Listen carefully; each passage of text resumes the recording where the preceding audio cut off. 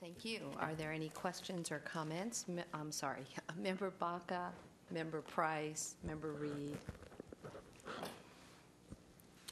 Well, first of all, I want to thank Jane Patton and Michelle Pilati and the Academic Senate for the work that they've done on this, because this is one of those topics that is really at the core of what it is that we do and what's necessary. We've taken great pains to make sure that the community colleges are open as possible, and I think we've achieved that. So access is a goal in many ways accomplished, but it doesn't translate into, and it certainly hasn't over the past number of years translated into academic success.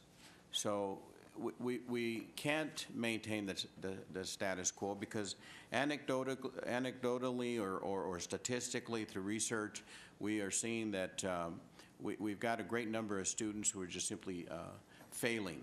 Yeah, I see them in my classroom. I know that they're not prepared for it. They either drop out, or maybe if they hang in there, they're going to fail anyway, because they really haven't achieved a level of understanding of the coursework. And a lot of that comes back to basic skills. You know, and as I look at the proposal that has been submitted here, it's very tempered. It's very balanced in terms of the access issue, but it's certainly giving a message that I think a lot of students don't pick up. This morning we heard about one of Condoleezza Rice's students coming and saying, well, you know, I didn't know you were looking at content, thought you were looking at, or looking at style, but content. And oftentimes our students get the message that, you know, it isn't that important, because if you're motivated and you simply are making a statement that may have some critical value and a personal position on positions, that's all that matters. Well, it doesn't, because in the long haul of trying to accomplish not just an academic program, but to really develop skills that can carry a person lifelong, going to have to work more than that. But we do give mixed messages to students. And a lot of students pick it up because they run into the right counselor, they spend a little more time with the instructor, and they're able to discern all of that. But a lot of the students aren't getting that message, because the message is simply enroll in the courses that will get you to the degree. In other words, just the bureaucratic goal, or the goal that they read in those in the catalog. So those are the courses you're going to take. They don't understand that if they just do that, and they're not prepared, that they're simply setting themselves up for failure. So, you know, I want to again thank you for the work that you've done. I think as we look at this, I think we need to not simply look at it as an access issue, but really as a success question. And so I'll just kind of leave it at that for right now. Thank you. Thank you for your comments. Member Price? I have to agree with Board Member Baca about a lot of that. As a student, I really think this is a good idea. Being in classrooms where you have teachers having to take extra time going over basic English and writing skills is a disservice to both the basic skills student and the other students in the class that understand this material. I think allowing these students to be in these classrooms is just allowing them to fail and repeat, and you know, instead of repeating, go and take the class you need to take. That way you're spending the same time if you start at the basic skills instead of repeating the same course over and over again. So I would really like to see this come into play. But my only concern, and Jane Patton did touch on it, is the availability of these basic skills classes that are going to be needed with the courses that are being cut, with the state of the college budgets.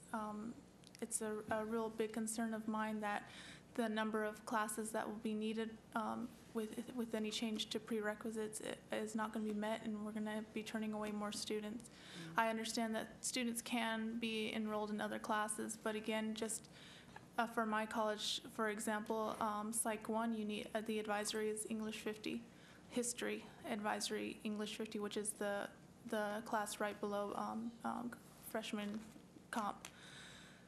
So, you know, it's still a really tough issue with getting the students the classes they need. Thank you.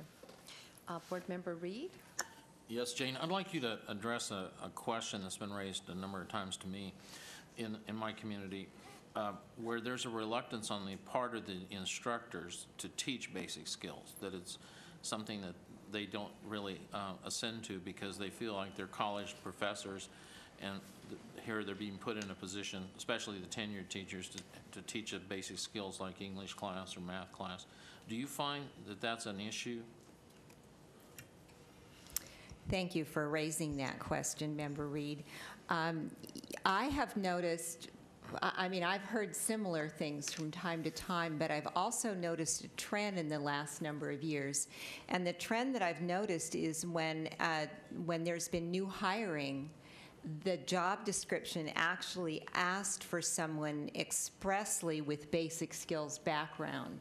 And I would say over the last 5, 6, 7 years, more and more colleges have hired people who did not major in Shakespeare, but rather majored in basic writing and are really interested in writing and really interested in working with those students. So I think it's safe to say that a lot more colleges have people on campus who really relish teaching these courses, and that's what they're excited about. They see the progress that students make. I also have to say that through the Basic Skills Initiative over the last 4 or 5 years, faculty across the campus have learned that basic skills is really everybody's business, and there's a lot more commitment on the part of all faculty, no matter what department they're in, that our job is to help all students succeed, to be their best, and take them wherever they are and take them to wherever they can go. So while I'm sure there are always going to be the Shakespearean scholars who only want to teach that, I don't think that that's the trend today, and I think we're moving away from it. And I think we can also remind folks when they are doing hiring to put that in their job description if they haven't already. Did I see Member McDougall's hand up earlier? No? Member Azumi? Thank you very much. I wanted to thank Jane and the Academic Senate for bringing this forward again. I echo thoughts of both Member Baca and Member Price. I think it's a moderate and thoughtful proposal, and I especially want to actually thank Paul Steenhausen at the Legislative Analyst's Office, because I know that when your report came out, we formed this action planning group, that you were very cooperative and very important part of this, coming together between the LAO and the community colleges. So Paul, I want to thank you for all your help in putting this together and being part of this process so that we can achieve consensus on this. As you say, it's not always easy to achieve consensus, but I think the participation of the LAO in this process has been very important, and thank you very much for that. I'm sorry. Member Perez? Yeah. I think we can all agree on consensus the fact that we're all focused on student success, and I think the foundation of this recommendation is to ensure that students are successful. I would just ask you, when you bring forward your recommendation again, to incorporate into that the concerns that we've had around accessibility for basic skills. How will we measure the outcome of this if we were to implement this? And the other thing is the importance of providing counseling for students so that they have the support structure that they need. I think if you can incorporate those 3 things into the recommendation, and it is, an overall recommendation, because I think, Jane, you keep saying it, that this is one of many ideas, but I think a lot of the concerns stem around the fact that this can't be successful in isolation. It has to have the legs to support it, and I think those are the legs that it needs. So if you could take that into consideration when you come back, I think that will be helpful for us. I just want to clarify your 3. One was how we measure the outcome.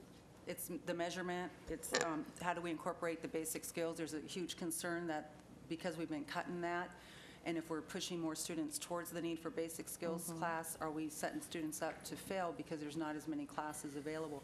And then the other piece of that is the counseling. If they don't have counseling available to them to help coach them in the very beginning, and students are just, taking classes and not getting the right counseling, then they're not going to be successful there as well. So I just think, in my opinion, others might think differently, but I think that's the foundation that we can have to help provide a successful recommendation. And I heard Jane Patton say that you were going to do a study, was that at the one-year point afterwards to measure success?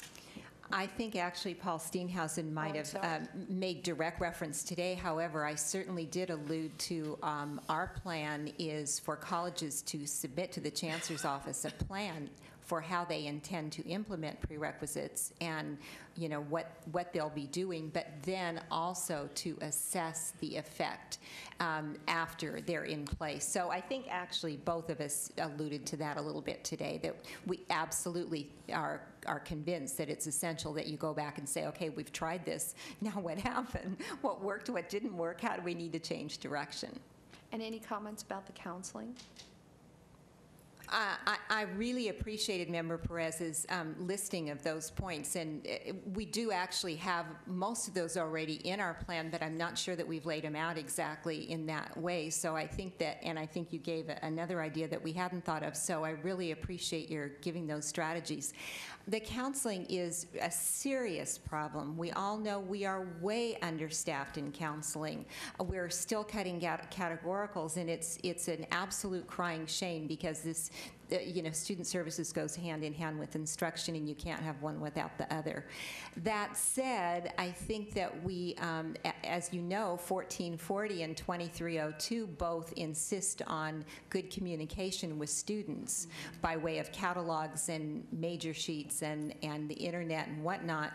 And I think the same is true with the prerequisites. I think we can really build into our plan strategies for giving students the best information possible, and very often it'll be on our website, the college websites, in the catalogs, on major sheets that they pick up their first day, in class schedules, et cetera. So the solution for counseling is more funding for colleges. So if you can take care of that, that'll be great. I've got some thoughts. One second. Good. Member Davis-Lyman, and then I'll come back here. Thank you. I certainly agree and concur with many of the remarks that have been made today, and want to thank the Academic Senate for its diligence, its vigilance, and its openness in addressing student success. It's no small feat, and like dancing the tango, it is finding the solutions is a fine balancing act between access and success. And as difficult as the tango. I also have the same remark. I want to piggyback on what Member Perez said. I'd like us to look at a menage a trois. And that menage a trois would be assessment, counseling, and placement, and that we don't talk about one without talking about the others. They must be in bed with each other for students to succeed. And I think it's critical. That counseling piece is absolutely crucial. If we do the assessment and hope and think and pray that it might happen, the counseling piece, to be a strong piece, I don't think it will happen. I think somehow it's got to be in the policy, it's got to be written that there will be supportive counseling for our students to understand what those scores mean. Doesn't mean they're stupid and dumb. It just means that they need to pick up some specific skills. And I hope that in most of our lives we don't do this. Maybe some people do, but that we go for the menage a trois, okay? Assessment, counseling, and the placement. And I'd like to, Member Reed brought up the point about, we probably aren't going to have all the classes that we will need initially, but there has been a huge movement. There was a writing across the curriculum movement. Before, there was the Basic Skills Initiative, and the Basic Skills Initiative has put out some really dramatic and helpful strategies to use in your content classes in the classroom, successful strategies to help students learn how to read a content textbook, how to be effective in taking tests, how to use study skills that will help them learn the materials. So I think, and if you look at Flex, any of the Flex kinds of presentations, you will find things on infusing basic skills in your content classroom, infusing basic study skills in your content classroom. Of course, 100% of faculty don't buy into that, but I would say a majority do, because they love their subject matter, and they want their students to love it and access it too. So thank you for bringing up that point also, Member Reed. I saw Member McDougall's hand and Member Ramos. Yeah, I'm really probably the only one on the board that's really struggling with this to try to understand that I really know what the problem is that we're trying to solve and how we're trying to solve it. Very fundamentals. I think back, it was probably at least 25 years ago, where there was a strong movement to increase students succeeding in our community colleges. And there was a tremendous effort, I think the program might have been labeled the matriculation program, where we looked at the best thinking of learning colleges, what they were doing.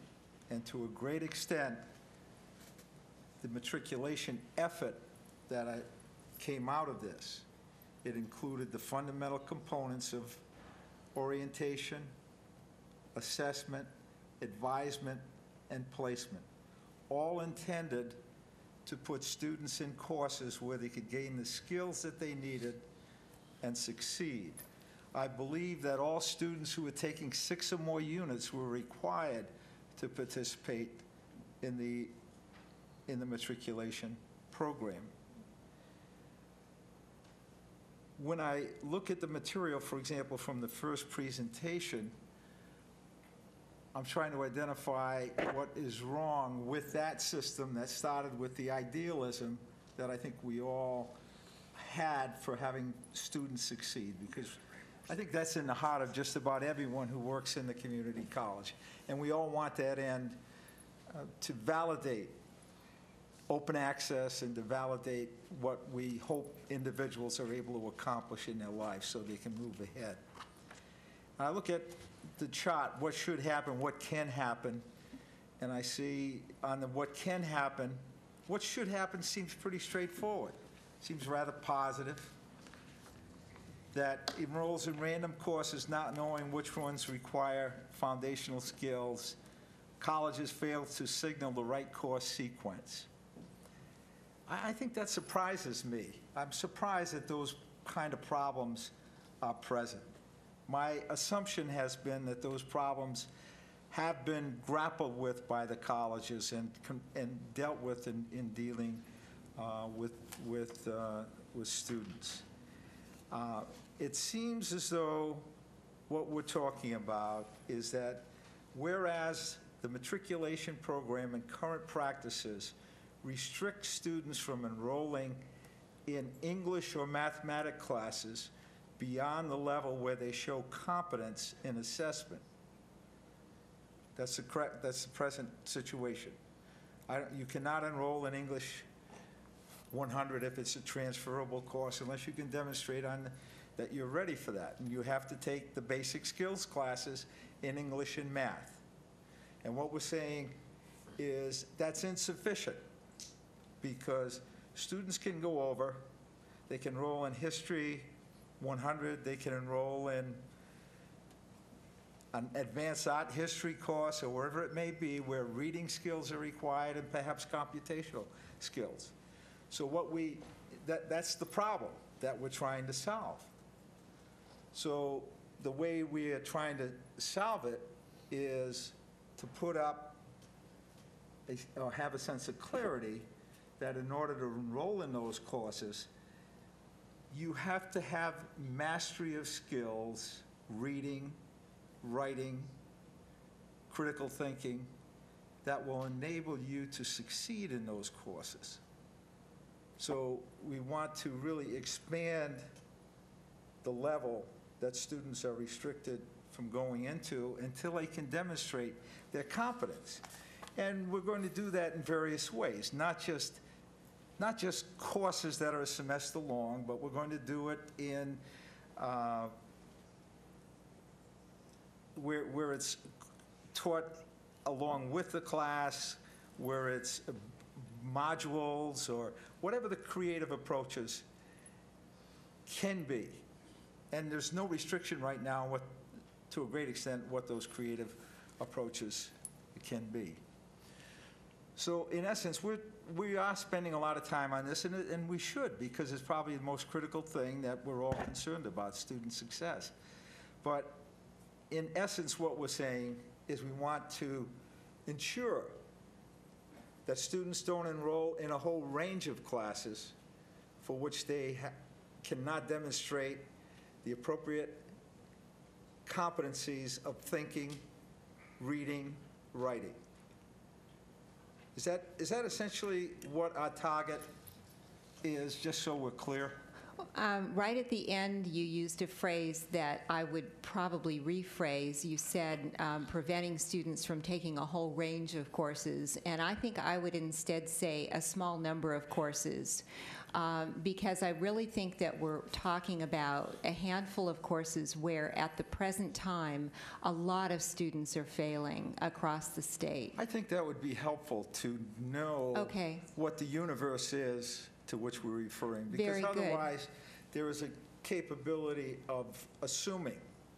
And what you just stated makes my approach to it quite different than if we're talking about a huge I very much courses. appreciate you raising that. And one thing I would draw to your attention, if you still have the handouts that we gave out at the July meeting, which I'm sorry I didn't bring with me today, but there were a couple of tables from a couple of colleges. One was from Fullerton College, one was from Antelope Valley, and it listed a lot of transfer courses, and it said, what's the likelihood of a student succeeding if they, in a psychology course, if they haven't got math or English?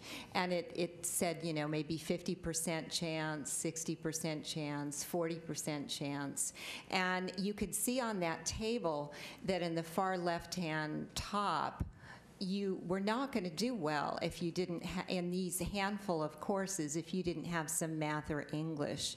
Whereas as you move down the left column and as you move down the right column, you had a huge number of courses where it wasn't essential that you get to that high level.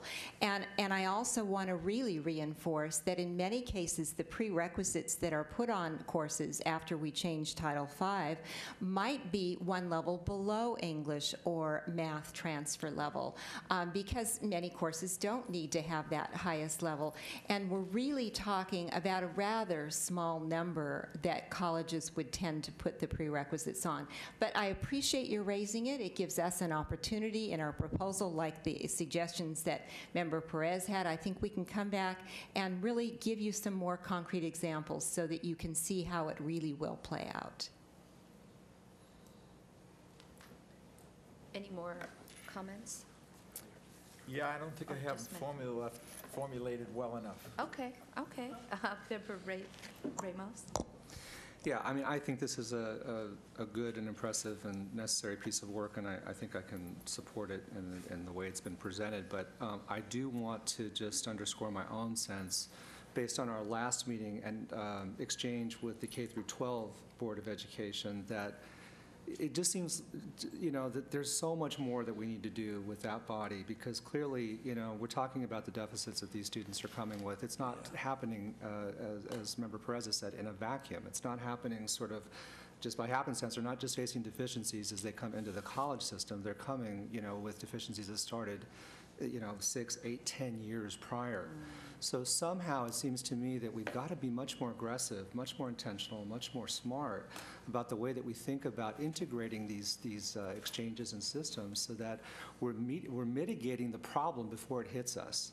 So I understand what we have to do in the context of the realities that we're facing, but in the longer term, from a resource standpoint, I think from just a human intelligence standpoint, from a public policy standpoint, we've got to see these systems as less separate and much more singular.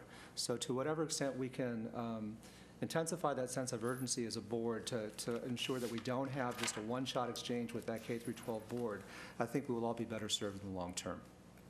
Thank you. Chancellor Scott. Well, you know, there are some things we can solve, and there may be some things we can't immediately solve.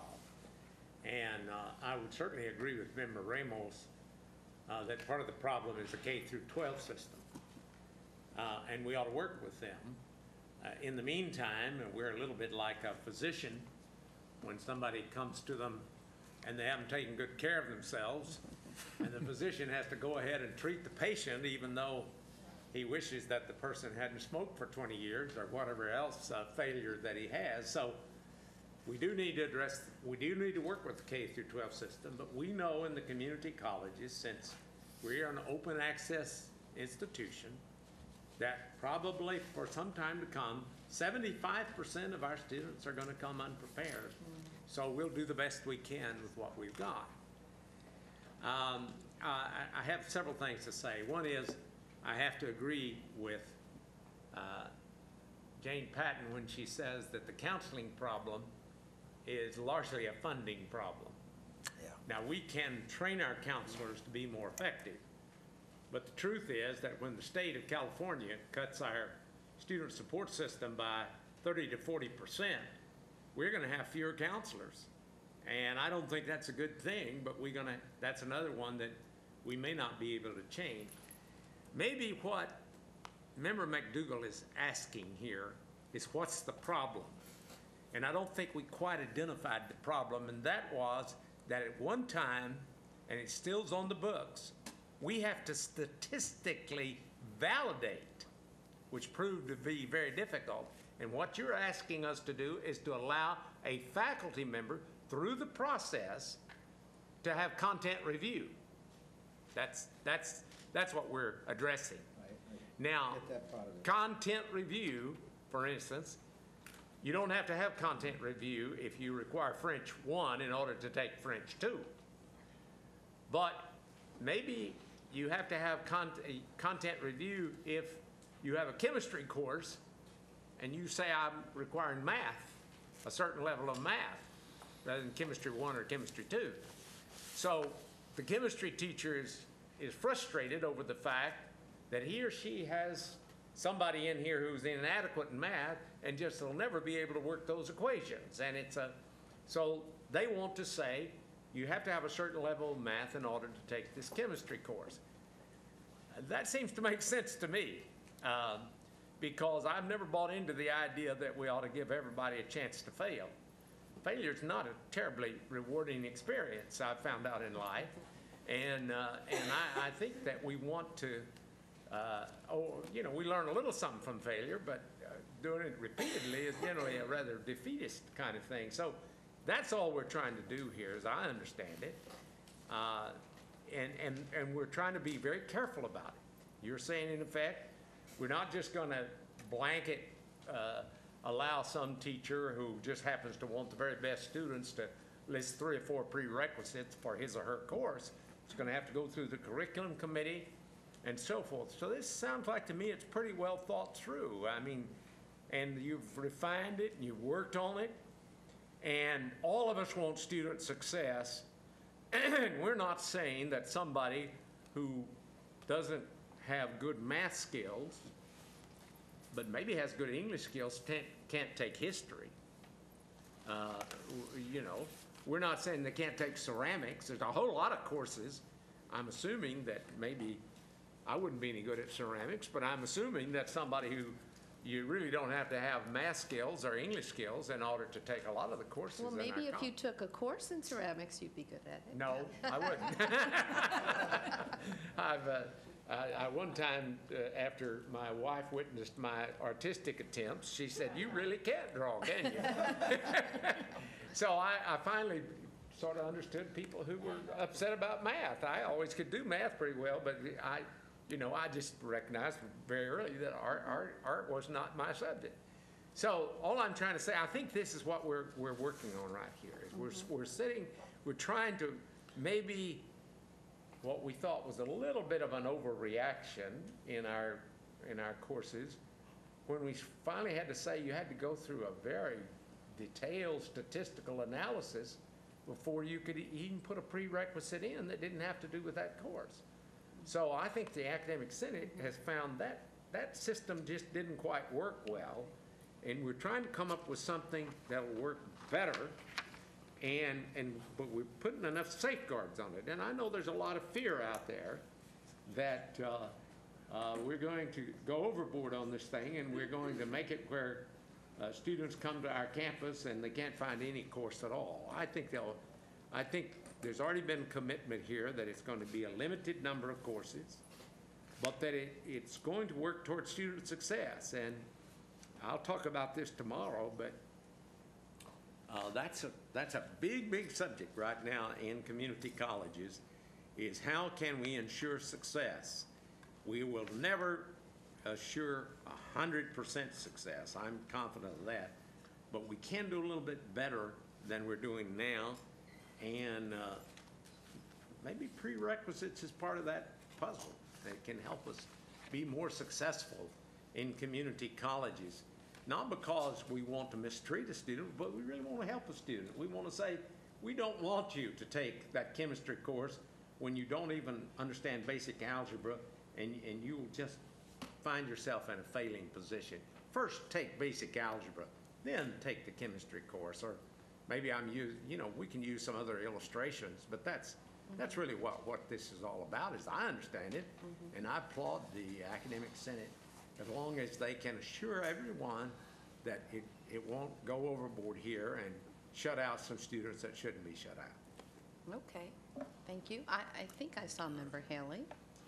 Yes, Sandra, I think much of everything has been said that I was thinking about. I would applaud the Senate. I'm also very happy that the LAL, that Paul is here, and we have some working together on this and not vying for approval of each other, but working from the beginning on this.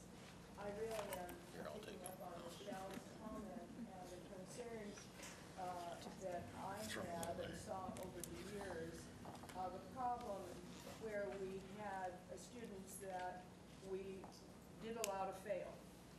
It was kind of a mantra. Well, you have the right to fail, but I can see from your scores that this is not going to be a good idea to take a particular course. I'm concerned about the number of faculty members that are going to really help us and build the framework for this to happen. Because I believe, on the basis of the statistics that we have, that the students that are coming into us are coming from the K-12 very unprepared in many cases. And we are going to need more faculty teaching more of the kinds of courses in the basic skills area. And we knew that when we started the wonderful basic skills study. So I'm concerned about that, and I would appreciate more information about faculty and how many faculty we really have that are doing that now, Jane, and what do we really have? Are we going to have the support from the faculty when we get this all out there, and need a whole lot more people to help us with those basic courses? Good job. May I respond very briefly? As you know, the Academic Senate represents the faculty of 112 colleges, and when we pass a resolution, it becomes the official position of all the faculty of the state. And we have quite a list of resolutions over the years where the faculty have discussed this locally and debated this locally, and then they've gone to our plenary session and voted on the resolutions. And I am here because I was directed to be here by a series of resolutions from local faculty who've said, we've got to make some changes. This is not working. So please know that you have the support of the faculty of 112 colleges. That's there. Well, thank you. And I think now's a good time to listen to the members of the public. First is Scott Lay from the League. Gee, what a surprise. Thank you, Scott. Thumbs up. A little bit like Price is Right, come on down. Scott Lay with the Community College League. As most of you may not know, the Academic Senate and the League have had a partnership that goes back shortly after the implementation of AB 1725, where we provide technical assistance to local community college districts on participatory governance. And an important part of that training is at what point the law calls for relying primarily on the advice, recommendations of the Academic Senate in curricular and academic standards. And this is one that the League recognizes it's our obligation, and we believe your obligation, to rely primarily on the advice and counsel of the Academic Senate. But beyond that, I think the League also believes that this is moving in a very strong and proper direction. As you likely know, we've had a commission on the future that's been meeting since January of last year, or of this year. It seems like a couple of years. And we'll be releasing a report probably just before your November meeting. We hope to present to you at your November meeting.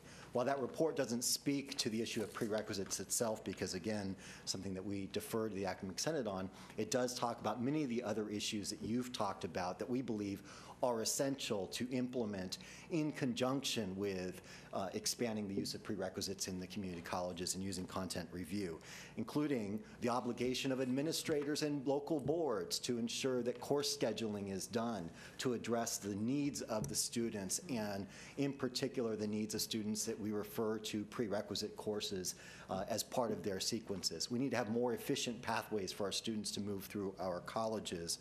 We also need to accelerate and contextualize our basic skills courses. Sequences don't work for our students. Our neediest students, the sequences simply aren't working. And I think the critics of this proposal are correct in the concerns, the historical concerns about seeing students sent to the end of a terminally long line. So we believe those issues need to be addressed because, community college attendance isn't free. Sometimes we say, our students, it may take 3 or 4 years, but don't worry about it because we're so free. We'll give them a BOG waiver. They get the BOG waiver long after the Pell Grant expires.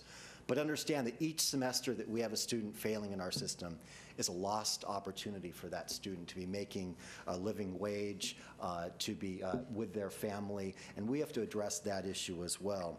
One of the mindsets we came to in the Commission on the Future process was, after many years of believing that success without access is a failure, we said we have to have an accessible system. It's most important to cast the widest possible net, and then success will take care of itself. We realize that equally important to student equity is that access without success is failure. We can't just let students in the door and expect for them to tread water and find their way to shore. We have to assist them in doing so. And so we look forward to the final recommendation and urge you to continue working with the Senate. Alex Pater, President of the Student Senate.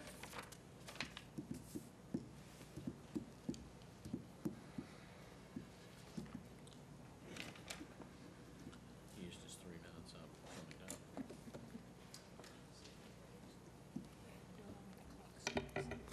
Good afternoon again. Chancellor Scott, President Malumed, and other members of the board. The Student Senate currently is supporting a prerequisite pilot program and is absolutely dedicated to exploring ways that we can improve student success. At the core of the Student Senate values are student success and student access. It can be extremely discouraging for a student who wants to attend to California community colleges but is not allowed to take the classes that they find interesting that are also GEs, and are also unable to get into a basic skills class that are often very impacted. The Student Senate is committed to improving success, but not at the cost of equity and diversity. On behalf of the Student Senate, we ask that the board members consider equity, diversity, access, and keeping a system that is simple and easy for students to navigate through, because we are here for student success. Thank you again for your time. Thank you. Will Bruce from EOP Association. OPS.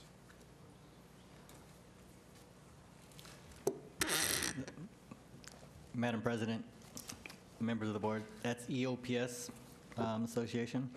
The EOPS Association is heartened by the concerns expressed in the presentation. Specifically, we want to, I'm kind of short. We want to ensure that any changes in the policy on prerequisites recognizes the need for sufficient courses in basic skills and does not intentionally or unintentionally harm low-income education disadvantaged students. The EOPS Association looks forward to engaging in dialogue with the Academic Senate and the Chancellor's Office to address these concerns. Exactly what Member Davis Lyman mentioned sounds just like an EOPS program. You know, the need for counseling is indeed important. And here we go full circle, like I said earlier today, backfilling the categorical programs like Chancellor Scott mentioned, you know, will support the much needed counseling component the board recognizes as important to this issue. Thank you very much. Michelle Pilati, Vice President of the Academic Senate.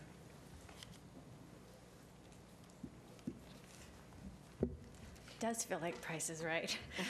Good afternoon. Everyone made just about all the points that I wanted to make, so I feel like I'm not quite sure which point I want to re-emphasize, but there are definitely a couple that I'd like to share.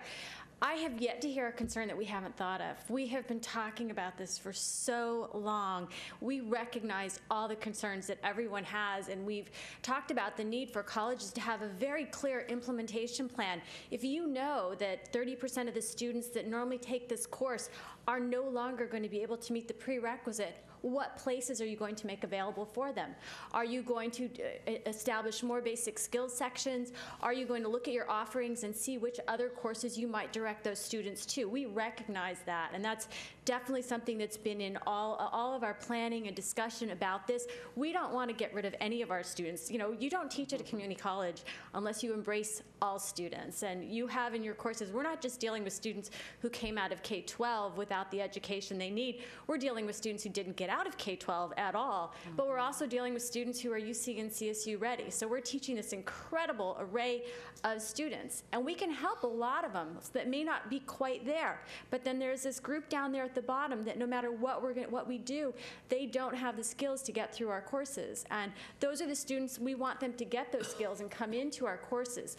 Establishing a few more prerequisites, one of the things that it'll do, it'll make every faculty member care about getting those students through basic skills. Because if I've got prerequisites on my courses and students aren't getting through basic skills, I'm not going to have any students. And so that's sort of a change in how we think about this, and it will really make everyone have more of a vested interest in basic skills than we already do. And we all already do, so I wanted to make that point. I thought I could stay away from the ménage à trois comment, but assessment for placement necessarily connects students to student services. By having prerequisites in place, you can't get into that course until you're assessed and you find out whether or not you're ready for it.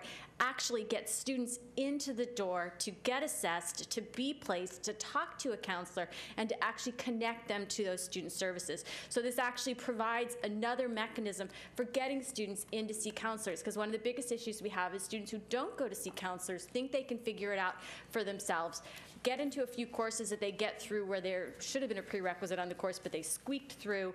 But at some point, they're going to have to actually pass math and English in order to graduate. It would be better to get them into those classes sooner so that instead of struggling through classes, maybe not getting through, maybe getting through on the second time, they actually develop the skills so that they can get through those courses the first time around.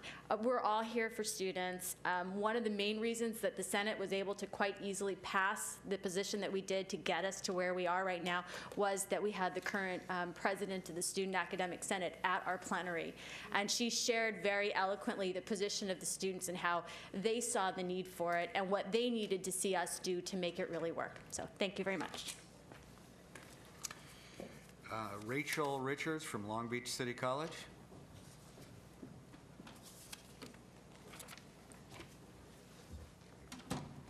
Good afternoon, President and board members.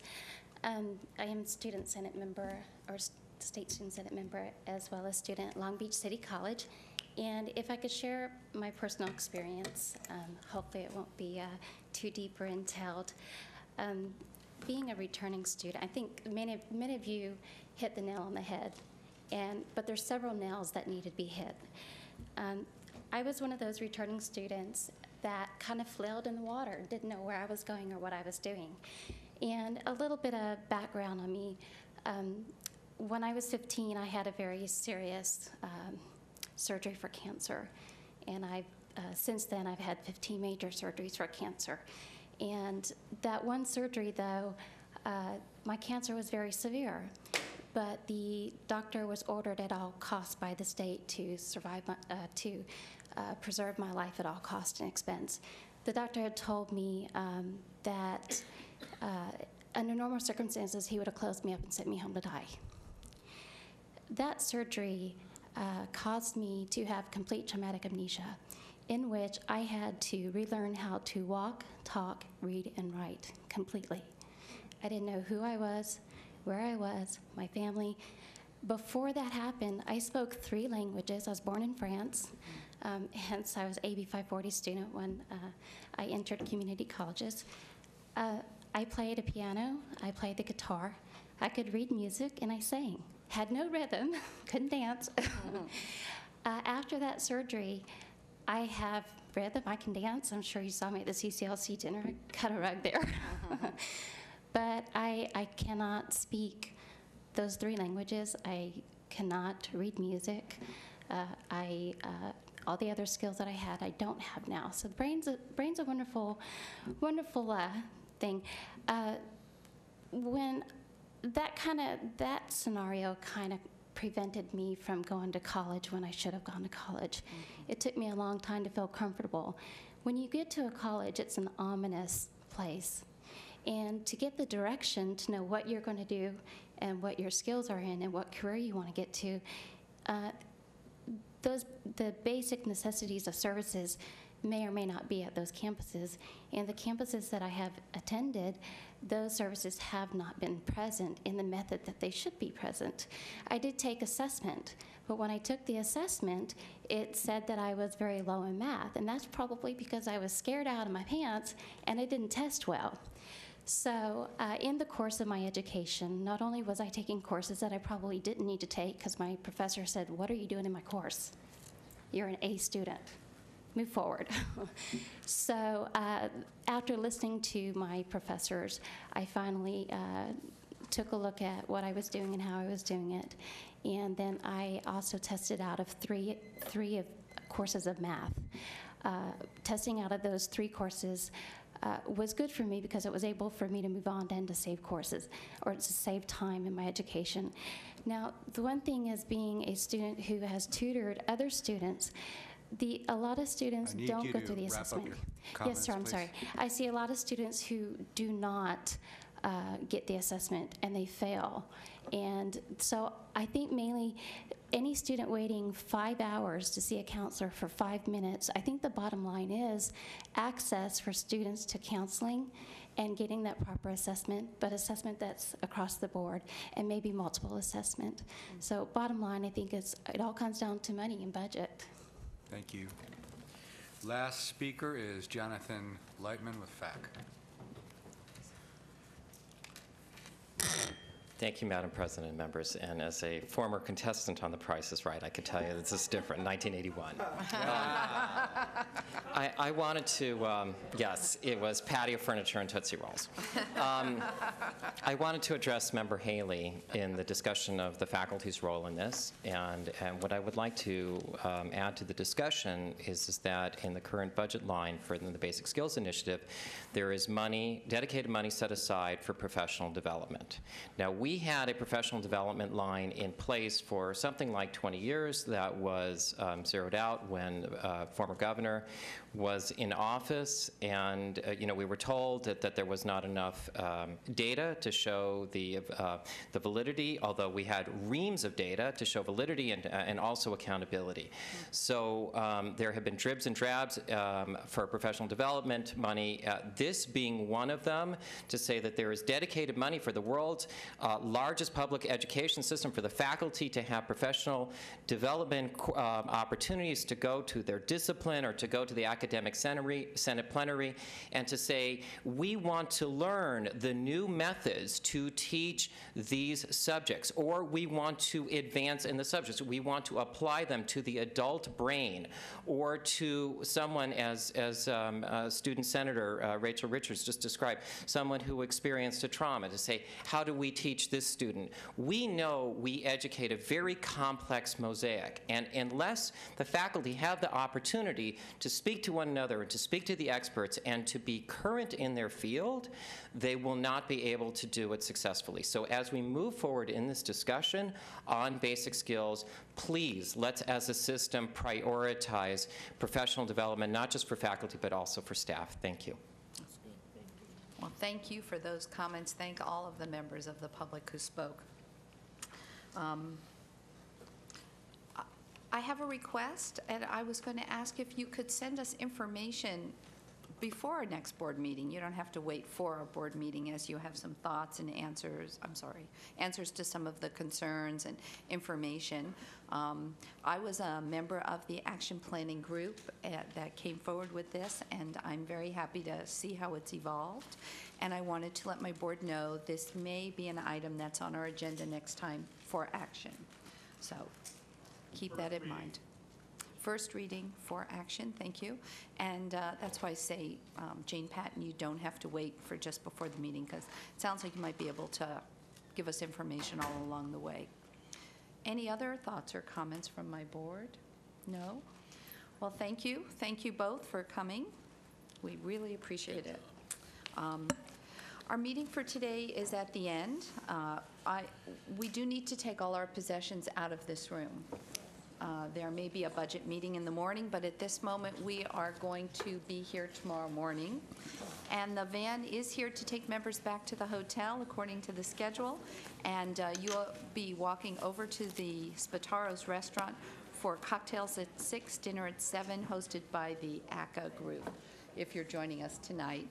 And our meeting tomorrow, I believe, starts at 9 a.m.? Okay. Okay. We'll see you tomorrow morning.